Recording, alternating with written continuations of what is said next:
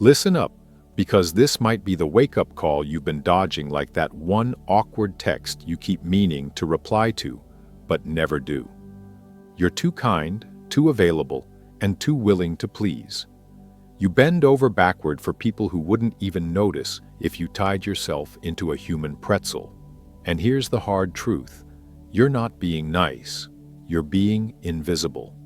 If you don't stop this now, you'll keep living a life where you're the supporting character in someone else's story.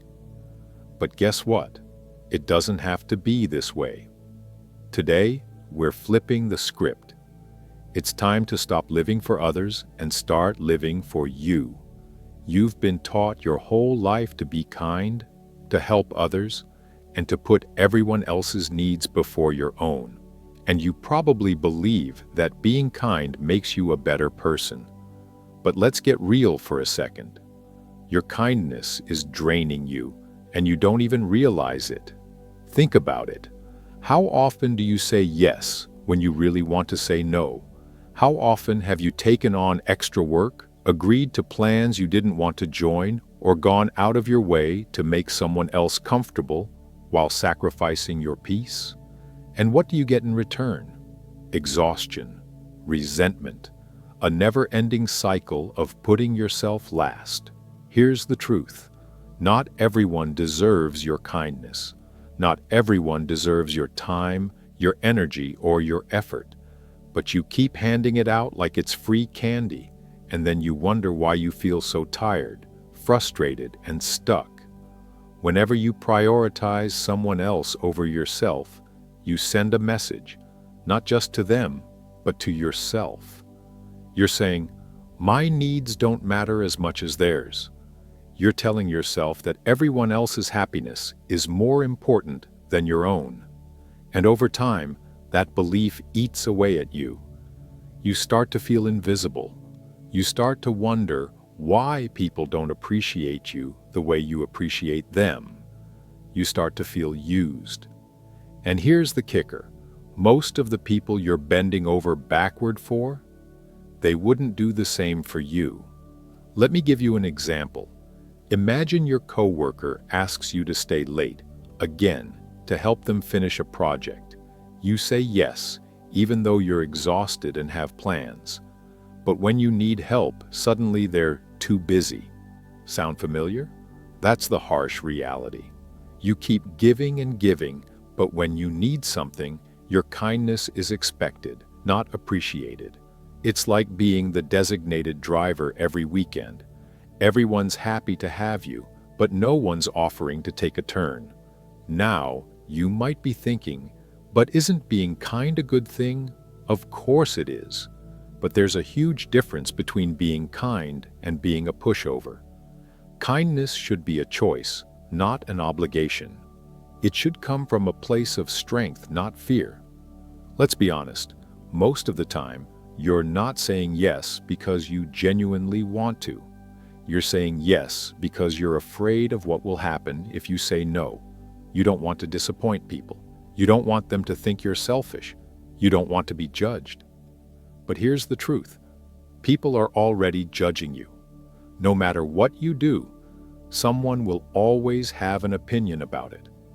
So why are you sacrificing your well-being for approval that isn't even guaranteed? The good news? You can be kind without letting people walk all over you. You can be helpful without letting others drain you. And you can love people without abandoning yourself in the process. The key is learning to say no without guilt. Learning to put your needs first without feeling selfish. Learning to recognize when your kindness is being taken for granted, and having the courage to stop it. Here's a simple but powerful tool to help you break the cycle, the 5-second rule.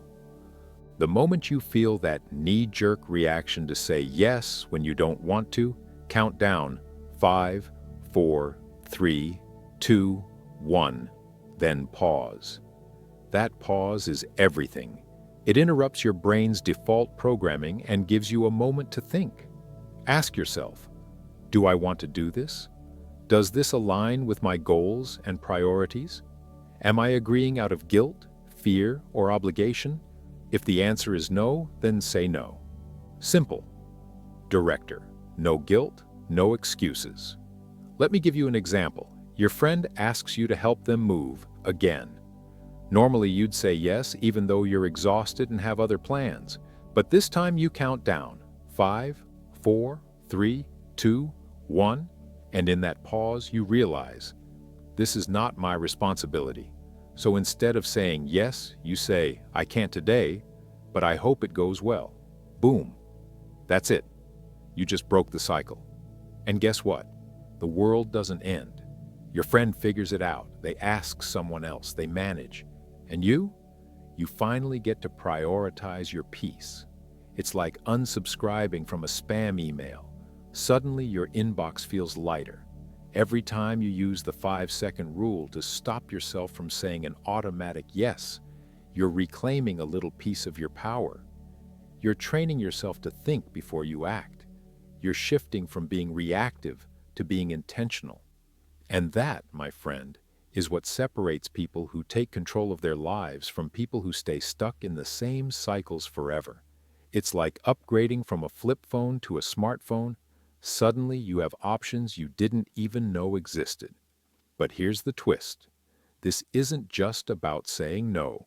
It's about saying yes to yourself, yes to your dreams, yes to your boundaries, yes to your worth.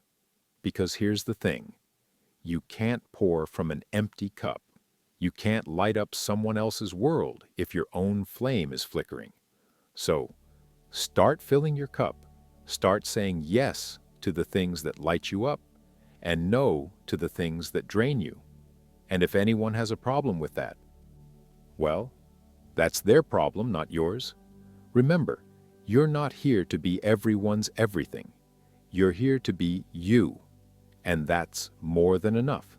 So stop being the person who's always there for everyone else and start being the person who's there for yourself. Because at the end of the day, the only person who's guaranteed to be with you for life is you. And you deserve to be treated with the same kindness, respect, and love that you so freely give to others. So go ahead, flip the script, take back your power, and start living a life that's unapologetically yours.